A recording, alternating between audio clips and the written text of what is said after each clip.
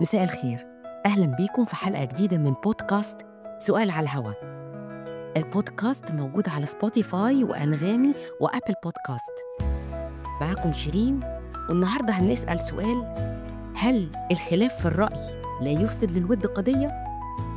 يلا بينا نسمع الحلقة. يمكن سألتوا السؤال ده لنفسكم قبل كده لما لقيتوا فيه مشاكل كتير بتحصل بينكم وبين ناس بتحبوهم وقرايبكم وأصحابكم لمجرد الخلاف في الرأي. أنا كمان سألت نفسي السؤال ده كتير جدا. ليه في ناس ما بقوش يكلموني رغم إننا كنا أصحاب؟ ليه في ناس بيعملوا بلوك لأي حد على الفيسبوك مختلف معاهم في الرأي؟ خلينا نسمع أصدقاء البودكاست قالوا لنا إيه الأسبوع ده، وطبعا برحب بيهم وبرحب بكل الناس اللي انضموا لنا جديد على البودكاست. يلا بينا. لما سألنا أصدقاء البودكاست قالوا لي: بص يا سيدي، الموضوع بيبقى حسب الشخص والموقف، يعني على حسب مين اللي قدامي وإيه طبيعة الخلاف. يعني لو الشخص اللي قدامي أنا عارف إن هو شخص عصبي طبيعي ومتعصب لرأيه، بتوقع منه على طول إن أي خلاف في الرأي هيقلب بخصومة، وبالتالي ما بخشش معاه في أي خلاف. أو لو هو شخص عاطفي جدا وبياخد الموضوع بشكل شخصي. كمان طبيعة الخلاف، يعني لو الخلاف اللي بيني وبينه ده بسبب حاجة يترتب عليها تصرف معين أنا عايزه يغير حاجة في حياته، ولا مجرد خلاف على ماتش كورة، يبقى الموقف والشخص بيفرقوا. صديقة للبودكاست قالت لي: بصراحة أنا خسرت علاقات كتيرة جدا بسبب الموضوع ده، بالذات في مصر بعد الثورة. كان في أصحاب قربوا يختفوا حتى من حياتنا عشان الخلافات في الآراء. إحنا عارفين إن حصل استقطاب جامد في المجتمع بالذات المصري وبعض المجتمعات العربية بسبب الثورات. في ناس بالذات اللي عندهم انحياز لأيديولوجية معينة كانوا بيشوفوا إنه أي خلاف هو تشكيك في أصل الدين وفي ثوابت هم مش قادرين إنهم يستغنوا عنها. الناس دي استنت كتير قوي علشان يحصل تحقيق اللي هم بيحلموا بيه، للفكرة أو المبدأ اللي هم عايشين علشانه. فمش معقول أول ما يبتدوا يطبقوه يطلع لهم ناس بقى يقولوا لهم الديمقراطية والتفاهم والتعايش. الحاجات دي كانت صعبة عليهم جدا. في ناس على النقيض يمكن شايفين إنه المفروض يخرج الدين خالص من كل مناحي الحياة، علشان يعني نعيش بتساوي كأننا في مجتمعات غربية، أو بانفتاح على الآخر بمعنى أصح. دول طبيعي اشتبكوا اشتباك جامد جدا، ويمكن هدي الموضوع ده شوية بعد الثورة بسنين، ولكن في علاقات كتير كانت كويسة باظت خالص بسبب الاختلاف في الرأي. الفريق المؤيد لفكرة إن الاختلاف بيفسد الود بيقولك: طبعاً في خلافات ممكن تدمر أعتى العلاقات. ليه؟ عشان حد بياخد الاختلاف على إنه إهانة شخصية أو تقليل من قيمته. في ناس كمان عندها عناد وتعصب لرأيها، فبمجرد ما بتختلف معاه بيقفل منك خالص، وساعتها المودة والعشرة والذكريات المشتركة يعني بتروح في أي مقلب زبالة. لو صاحب عمرك حتى اتخانقت معاه بسبب اختلاف سياسي ممكن تحصل مقاطعة بالسنين. في فريق بيقولك: لا، الاختلاف رحمة. حتى في أحاديث بما معناها اختلاف أمتي رحمة، يعني حتى الاختلاف في التفسير وفي المذاهب رحمة لأمة المسلمين، وبالتالي الاختلاف شيء صحي جدا. يعني لو احنا مش مختلفين في آرائنا هنبقى مجتمعات مش كرياتيف، لأننا كلنا شايفين لون واحد وفكر واحد. وده أظن بنلاحظه كتير قوي في مجتمعات دلوقتي بقت شمولية جدا، يعني كلها شايفة رأي واحد وكلها شايفة إن أنت يا معايا يا ضدي، فمفيش آراء بتطلع بره الصندوق. وبالتالي القدرة على الابتكار قلت جدا، والقدرة على الاختلاف والتقبل قلت، ومع أبسط أنواع الخلاف بتنفجر في وشك بكابورة السوشيال ميديا. ما بتقدرش أبدا تتحكم في الاختلاف في الرأي. خلينا نرجع لأصل المقولة نفسها. مين اللي قال الاختلاف في الرأي لا يفسد للود قضية؟ اللي قال اختلاف في الرأي لا يفسد للود قضية هو الشاعر أمير الشعراء يعني أحمد شوقي. الجملة دي اتقالت على لسان قيس بن الملوح في مسرحية مجنون ليلى. أبيات الشعر كانت بتقول: ما الذي أضحك مني الظبيات العامرية، ألأني أنا شيعي وليلى أموية، اختلاف الرأي لا يفسد للود قضية. إيه حكاية الأبيات دي بقى؟ شوقي تخيل إنه قيس بيقول هم ليه الناس مستغربين قوي إنه أنا أحب ليلى؟ لمجرد إن إحنا مختلفين في المذهب معناها إن إحنا ما ينفعش نبقى أحباب؟ قد كده مصر كانت منفتحة، يعني في عشرينات القرن الماضي، أنا مش متأكدة بالظبط التاريخ، بس خلينا نقول في القرن ال19، في أوائل القرن ال19 على لسان شوقي كان حتى اختلاف المذهب والطائفة مش كافي أبداً للناس يتقاطعوا. دلوقتي إحنا عارفين كويس قوي إنه حتى جوه الإسلام كدين واحد فيه سكتس كتيرة مش مجرد مختلفين، لأ بيتحاربوا، وكذلك في المسيحية وكذلك في اللادينية. الناس مش عايزين يوجدوا أرضيات مشتركة، وبالتالي في مجتمعات طردت الخلافات دي خالص، يا إما بإنها بقت شمولية يا إما بعدت عن الثوابت علشان توصل لمرحلة السلام داخل المجتمع. طب قولوا لنا كده إيه هو، أو تفتكروا إيه هو صفات الشخص اللي ممكن يتقبل الاختلاف؟ بعد الفاصل.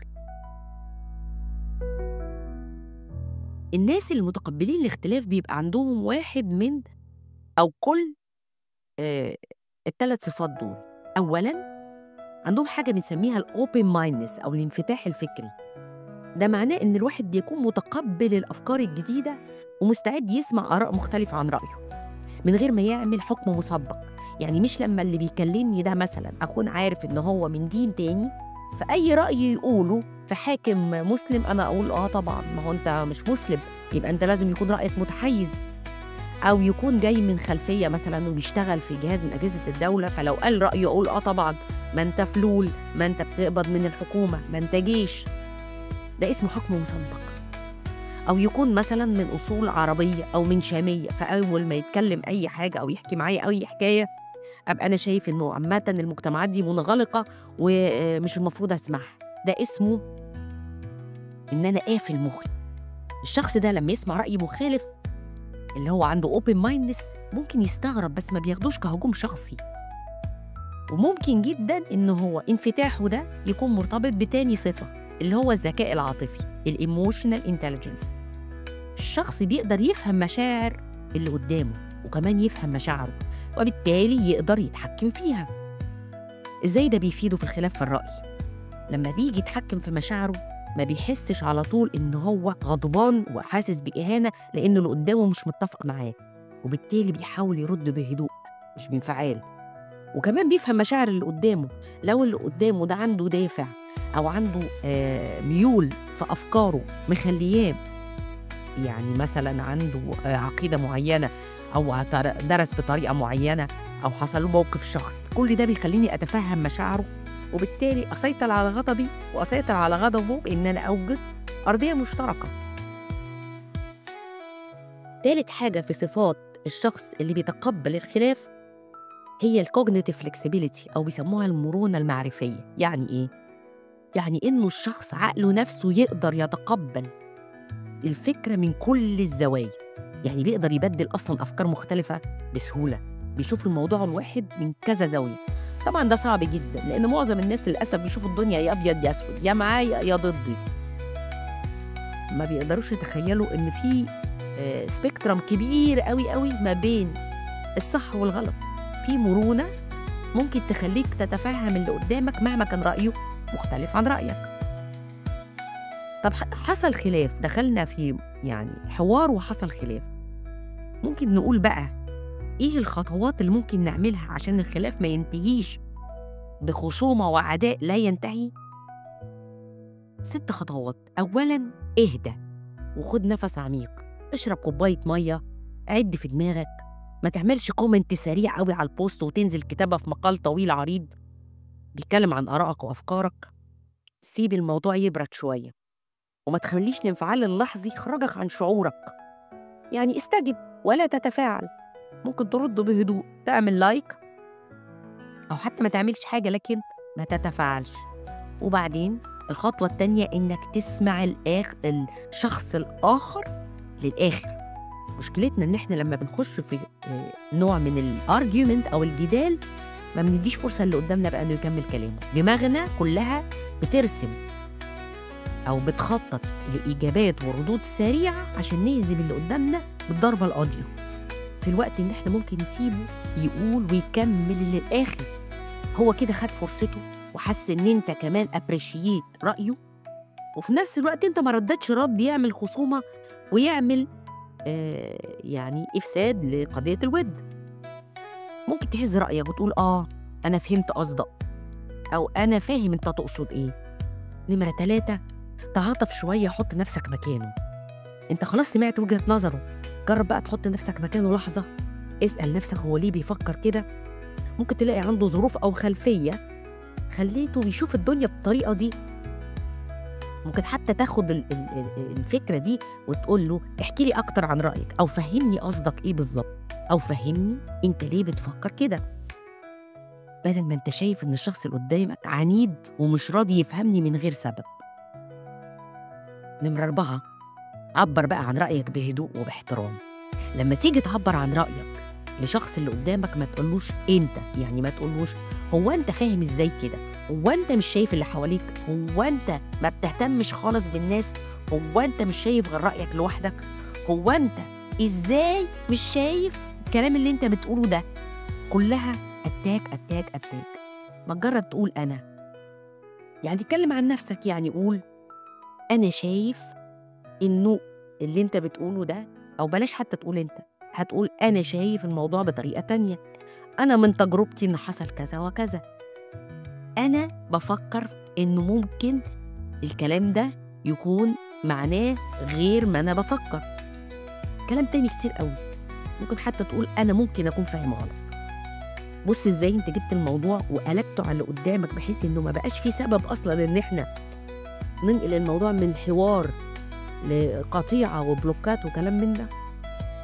نمرة 5، دور على حل وسط أو تفاهم. يعني لو الخلاف على حاجة عملية أو قرار لازم تاخده، حاول تلاقي حل وسط، حل يرضي الطرفين. يعني تقول مثلا إحنا متفقين بقى على كذا وكذا وكذا، ومختلفين على كذا وكذا، طب إيه رأيك نجرب نعمل كذا، أو إيه رأيك في الرأي اللي بيقول كذا. بالطريقة دي بتوريه إنك مش ضد اللي هو بيقوله 100%، وإن في مساحات تفاهم. ممكن يكون مش هنغير رأينا النهاردة، بس ده معناه إننا لسه بنحترم بعض، خلينا متفقين إننا مش متفقين. وآخر حاجة، اختار معاركك بحكمة. مش كل الخلافات أصلاً مستاهلة إنها تبقى معركة، ومش كل حاجة في الحياة عامةً لازم يعني تنتصر فيها بالماراثون. يعني مش كل حاجة ماراثون، في حاجات كتير بتبقى سبرينتس، بتسجل نقاط على اللي قدامك، مش بتهزمه بالضربة القاضية. لو الخلاف على فريق كورة أو على فيلم أو على موقف أنت وهو شايفينه مختلف ملوش علاقة بيكم ومش هيأثر في حياتكم، ممكن جدا تخرج من المناقشة دي بإنك تقول خلينا نبطل كلام في الموضوع ده أحسن. ده أفضل إنكم تستمروا في شد وجذب يفسد العلاقة. عايز أحكي لكم عن قصة قريتها عن خلاف في الرأي، بدأ في خلاف في الرأي وأدى لقطيعة وقت طويل. بعد الفاصل.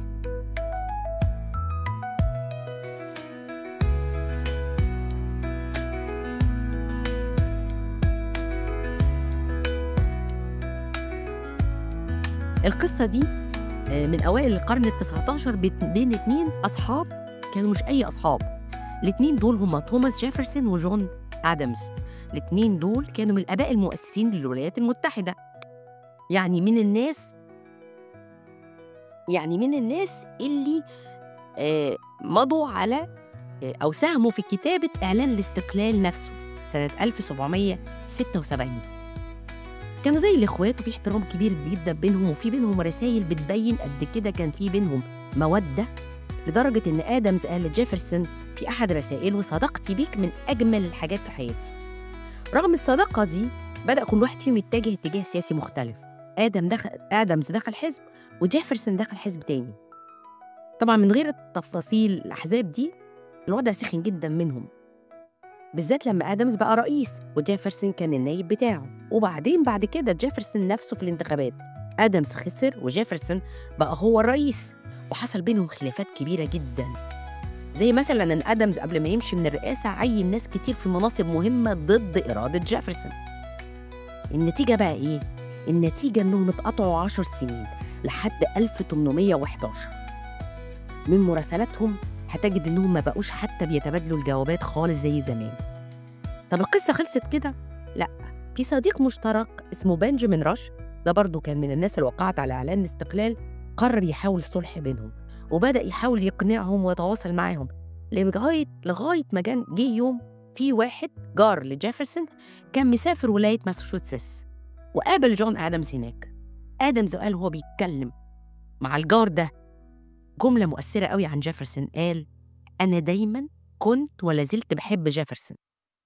الجار لما رجع فيرجينيا حكى لجيفرسون الكلام ده. جيفرسون بقى سعيد جداً وكتب فوراً لصاحبهم بنجامين وقال له: مجرد إني سمعت الكلام ده كفاية عندي، أنا لسه بحب آدمز جداً وبعتبره أعز صديق. رجعت الجوابات بينهم وهي محفوظة بالمناسبة في مكتبة الكونغرس، ومن أحسن التراث اللي اتكتب في المراسلات السياسية والنقاشات الهامة في التاريخ الأمريكي.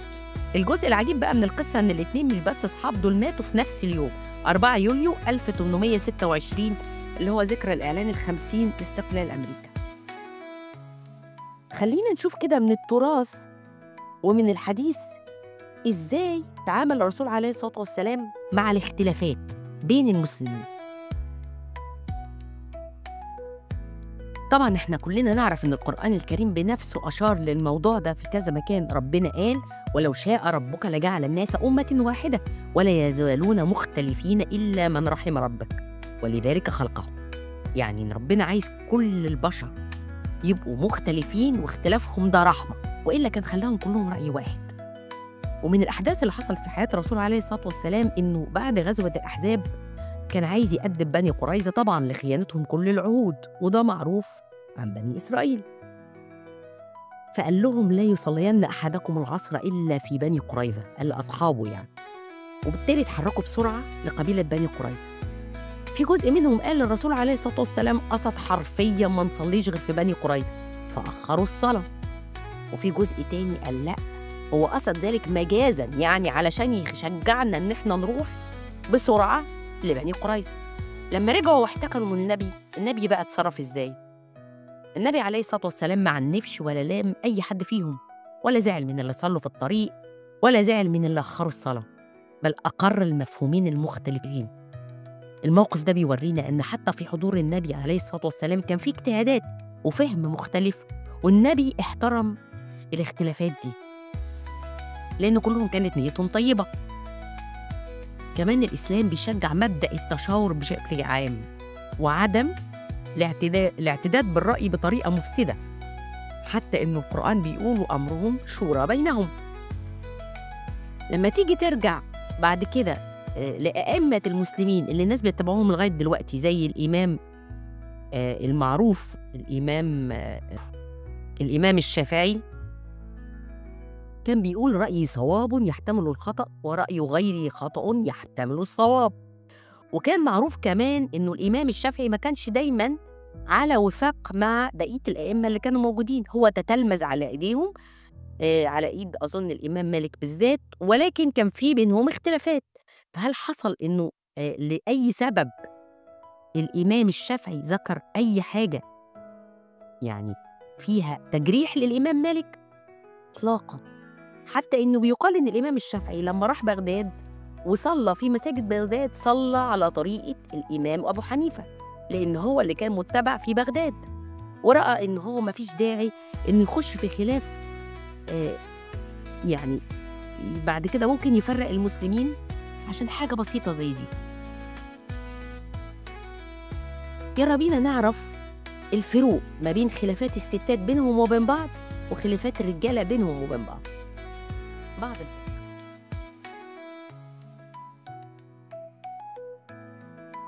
بصراحة يا جماعة الخلاف بين الرجالة والستات، كل واحد يعني رجالة ورجالة وستات وستات، ده قصة لوحده. العلم نفسه وقف محتار في الموضوع ده. علم النفس بيقولك إن الرجالة والستات بيتعاملوا مع الخلاف بشكل مختلف تمام. يعني الراجل لما بيختلف بيشتغل عنده الجزء الأناليتيكال المنطقي في المخ، بيحب يحل المشكلة ويفصل فيها بسرعة وبطريقة عملية. الستات بقى لأ، عايزة تعرف دوافع الخلاف وتحلل كل شاردة وواردة حصلت أثناء الخلاف، لأنها بتستخدم الفرونتال لوب أكتر، اللي هو الجزء من المخ المسؤول عن الإحساس والعاطفة، وبيبقى عندهم نشاط أعلى في الفص الدماغي الأمامي، وده مسؤول عن التعاطف والتواصل. فلما بيحصل مشكلة ما بين الرجالة غالباً بيناقشوها وبياخدوا فيها قرار، وبعدين يرجعوا يكملوا ماتش الكورة أو يتفرجوا على اللي كانوا بيشوفوه أو يلعبوا كوتشينة، أو من غير ما يكملوا أو they don't dwell on الخلافات طالما هي مش هتأثر في حياتهم. ولكن الستات بقى مختلفين. ليه؟ لأن الستات عندهم مدرسة في التعامل بعاطفية وتفصيل في كل شيء، فلو حصل خلاف لازم هتلاقيها بتقول هي ليه قالت كده، وإزاي تقول لي كده، وهي ليه بتبصلي بالطريقة دي. طب هل ده معناه إن الخلاف بالستات يعني مثلا هو بيؤدي لقطيعة أسهل؟ لا، التاريخ بيقول مش كده. التاريخ بيقول إن الخلافات ممكن تحصل بين الرجالة على أبسط شيء، ولو ما اتحلتش بطريقة حازمة ممكن يبقوا عايزين فعلا يحلوها بالضربة القاضية. يعني مثلا كان في حرب في الجاهلية، حرب اسمها داحس والبسوس، أظن كانت على خلاف على سباق النوق أو حاجة كده، قعدت 40 سنة 40 سنة مش قادرين يفصلوا فيها، ولأن واحد فيهم مصمم من القبائل اللي تعاركت إنها لازم إنها تكسب الحرب أو تكسب الجولة، فاختلفوا في الموقف، وده أدى لمصايب وكوارث. الستات بقى اختلافاتها في التفاصيل مش معناها إنها ما تقدرش تحلها، لأنهم في الغالب بيحكوا بالخلافات دي لحد قريب ليهم، وبيحصل ميديشن efforts كده وتقريب لوجهات النظر، فخلافاتهم ممكن تنتهي بإنها تعزمها على قهوة أو إنهم يشوفوا بعض ويبوسوا بعض، وفي الآخر الرجال عايزة تحل والستات بتدير الخلاف. ولينا في الملكة بلقيس ملكة سبأ عبرة في إزاي إنه الميديشن دوت أو عدم استعجال الرد هي اللي كانت سبب في إنه ما قامتش حروب. يعني الملكة بلقيس لما جالها رسالة سيدنا سليمان ما استعجلتش الرد، قالت لقومها: يا أيها الملأ افتوني في أمري ما كنت قاطعة أمرا حتى تشهدون.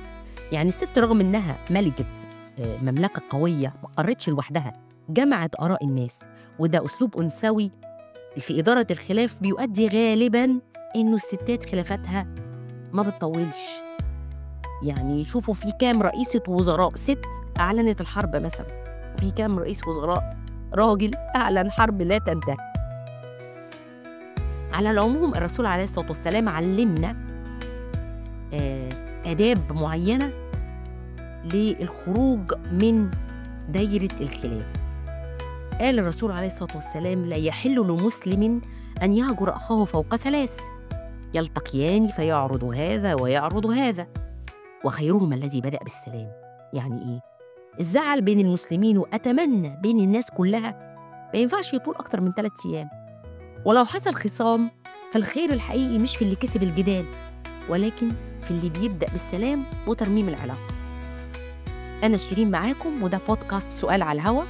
عايزة أعتذر لكم إن البودكاست الأسبوع ده اتأخر لأني كنت الحقيقة مريضة وكان عندي مشاكل تكنيكال، بس أتمنى تتابعوا البودكاست وتعملوا فولو لصفحاته على الانستجرام والتيك توك، ويا ريت تدونا ريفيو على سبوتيفاي لأن ده بيعلي الريتنج بتاعنا ويخلي الحلقات توصل لكم باستمرار.